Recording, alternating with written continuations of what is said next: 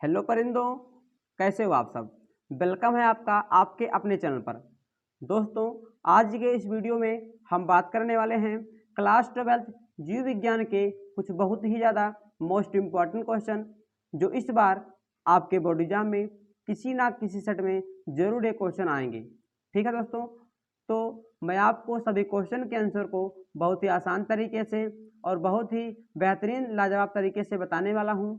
अगर आप वीडियो को अंत तक देख लेते हैं तो आपको दोस्तों 80+ % याद हो जाएगा।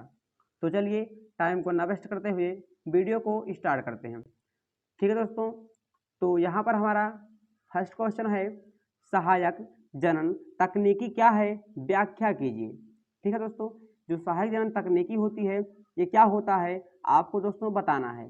ठीक है, ये आपके बोर्ड एग्जाम में दोस्तों लॉन्ग आंसर टाइप क्वेश्चन में पूछा जाएगा और मैं इसको आपको बहुत ही आसान तरीके से बताऊंगा। इस तकनीकी का प्रयोग करके बाझपन, जिसे हम स्वाबंधता भी कहते हैं, स्त्री में जनन करने की क्षमता आ जाती है।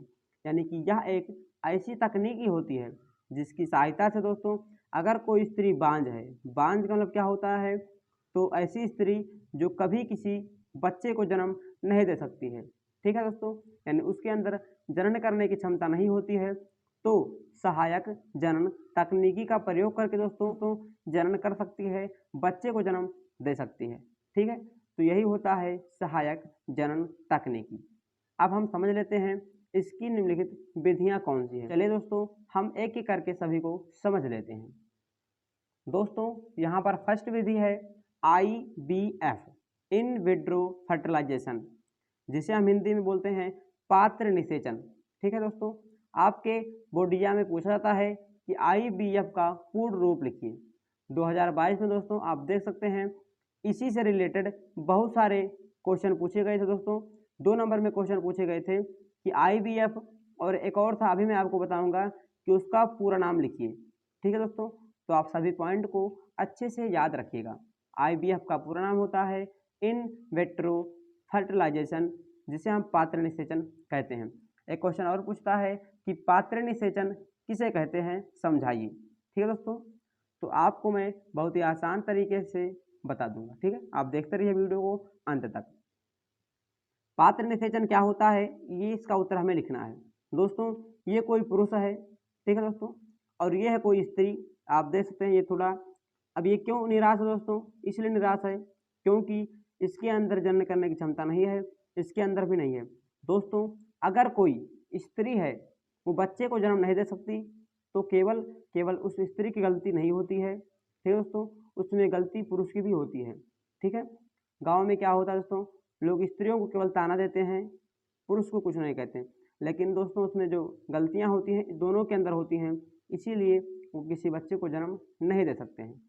तो ये कोई पुरुष है, ये कोई स्त्री है।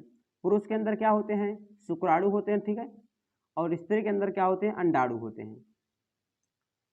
ठीक है दोस्तों, तो पुरुष के जब हम शुक्राणु को निकालेंगे और स्त्री के अंडाणु को जब हम निकालेंगे और किसी पात्र में हम क्या कराएंगे, निषेचन कराएंगे, फर्टिलाइजेशन कराएंगे दोस्तों, तो उसी क्रिया को बोलते हैं पात्र निषेचन।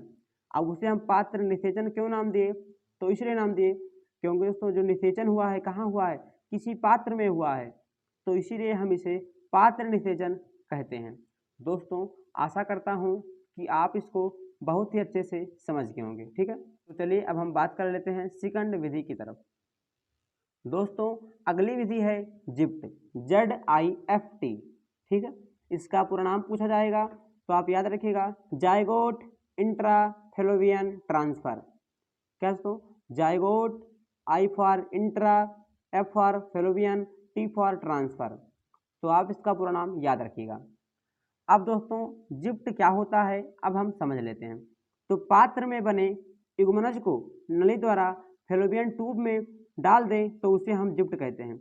यानी कि जो पात्र में जो युग्मनज प्राप्त हुआ है, ठीक है, हम निषेचन कराए हैं तो पात्र में जो क्या प्राप्त हुआ है, युग्मनज प्राप्त हुआ है, उसको जब हम नली के माध्यम से कहाँ डाल देंगे, F fallopian tube, T for tube यानी ट्रांसफर। जब हम उस युग्मनज को फेलोपियन ट्यूब में ट्रांसफर कर देते हैं या डाल देते हैं तो उसी क्रिया को हम जिप्ट कहते हैं। दोस्तों एक नोट है दोस्तों, कि 8 कोष की अवस्था से पहले ये क्रिया जो होगी कराई जाएगी। यानी कि जो पात्र में निषेचन हुआ है, जो युग्मनज बना है, उसमें 8 कोष का आने से पहले, 8 कोष का बनने से पहले हम फैलोपियन ट्यूब में डालेंगे, तभी उसे बोलेंगे जिप्ट। ठीक है दोस्तों। एक अगला पॉइंट है IUT। ठीक है, एक होता है IUD, तो IUD ये नहीं है, ये है IUT, इंट्रा यूटेराइन ट्रांसफर। ठीक है, इंट्रा मतलब अंता, यूटेराइन मतलब गर्भाशय, ट्रांसफर माने होता है स्थानांतरण करना, भेजना। ठीक है, तो गर्भाशय में डाल दें तो उसे क्या बोलेंगे, तो उसे हम बोलेंगे IUT। एक बार फिर से यहाँ पर देखिएगा, अगर हम पात्र में बने युग्मनज को फैलोपियन ट्यूब में डालेंगे तो उसे बोलेंगे जिप्ट, लेकिन अगर हम उसे कहाँ डाल दें, गर्भाशय में डाल दें, तो उसे बोलेंगे IUT।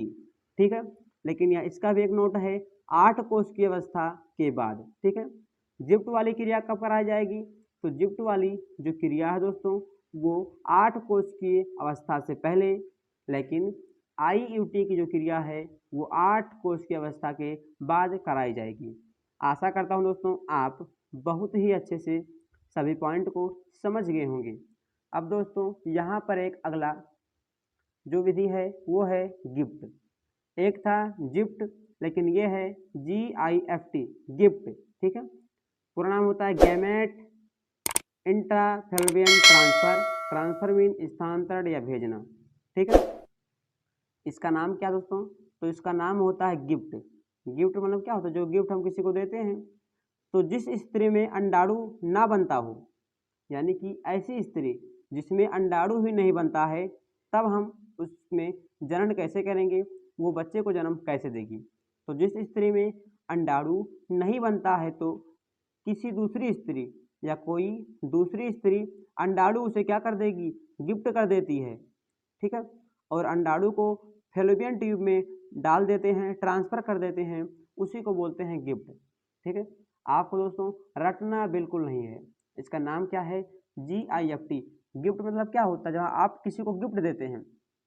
तो आप ऐसे याद रखिएगा कि जिस स्त्री में अंडाणु नहीं बनता है उसे कोई दूसरी स्त्री अंडाणु को गिफ्ट कर देती है और उसे कहाँ डाल देते हैं, उस अंडाणु को फैलोपियन ट्यूब में डाल देते हैं, और दोस्तों वो बच्चे को जन्म देने के लिए सक्षम हो जाती है।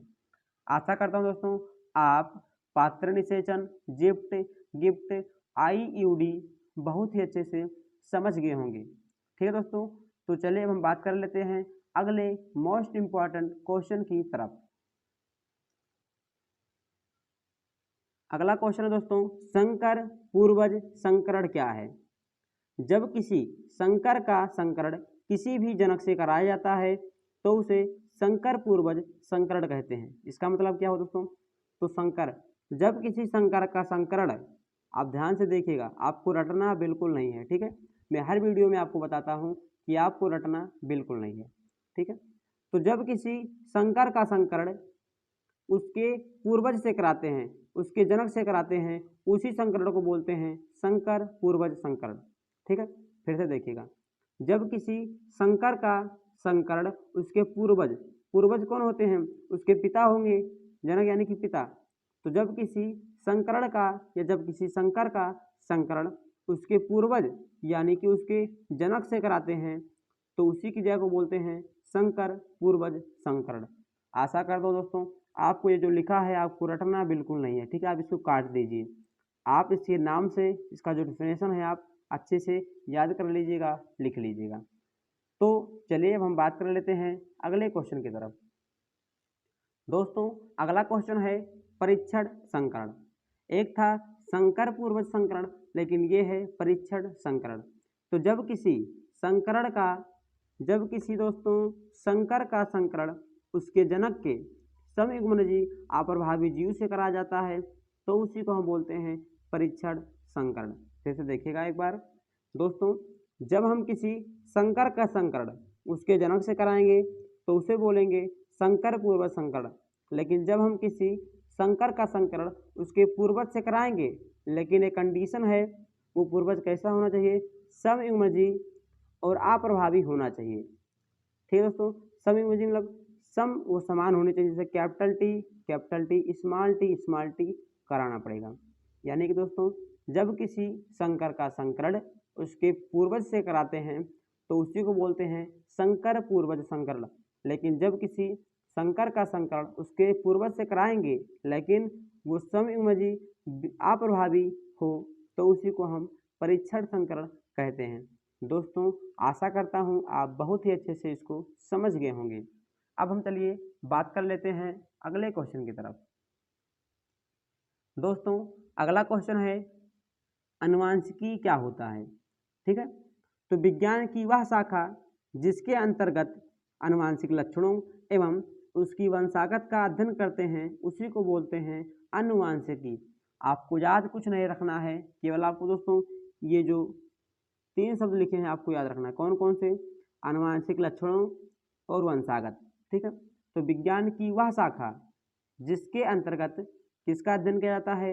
आनुवंशिक लक्षणों एवं उसकी वंशागत का अध्ययन करते हैं उसी को बोलते हैं आनुवंशिकी।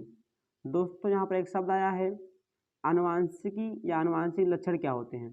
तो ऐसे लक्षण जो जनकों से पिता में जाएं उन्हीं को बोलते हैं आनुवंशिक लक्षण। वंशागत क्या होता है दोस्तों?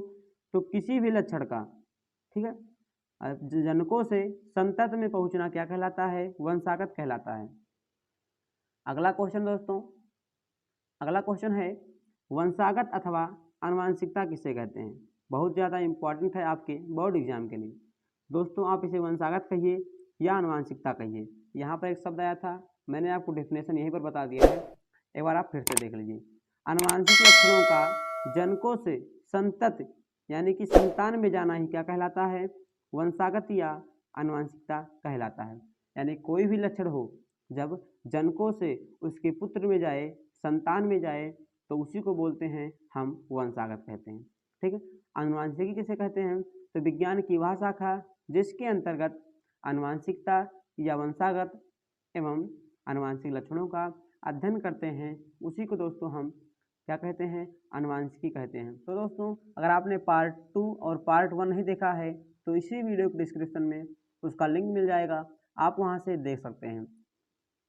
तो दोस्तों आज के लिए इतना ही। अगर आपको वीडियो अच्छा लगा हो तो वीडियो को लाइक कर दीजिएगा, अपने दोस्तों में शेयर कर दीजिएगा और अपनी तैयारी को बेहतरीन बनाने के लिए हमारे चैनल को सब्सक्राइब कर दीजिएगा।